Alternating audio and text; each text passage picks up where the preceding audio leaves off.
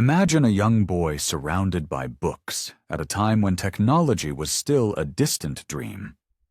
Bertrand Russell, born at the end of the 19th century, showed signs of genius from a surprisingly early age. At 4 years old, while other children were just mastering balance on their tricycles, Russell was analyzing his surroundings with insatiable curiosity.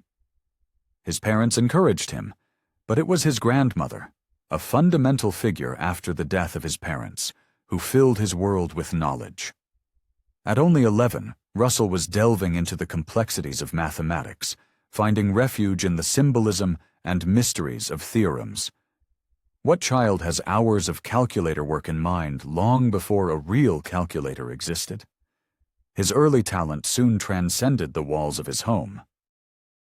His grandfather's library was his treasure island, and Russell explored every corner as if he were solving one puzzle after another. His thirst for knowledge was so intense that, at 12, he had already read complex works of philosophy and science that most adults would never touch. Imagine a young boy who at this age debates topics such as abstract logic and the laws of geometry with a confidence that would baffle any teacher. There's something almost paranormal about a child who at 13 questions the foundations of the universe while the rest of the kids his age play hide and seek. The hours spent in his family library would become an invaluable investment in his developing intellect. Not only did books cultivate his mind, his immediate environment also had something unique to offer. Bertrand Russell grew up in a house steeped in political discussions and advanced theories. By the age of 14, those daily conversations had made him a critical thinker ahead of his time. Hearing about social reforms and political philosophy, while other young people only thought about their next games, was his norm.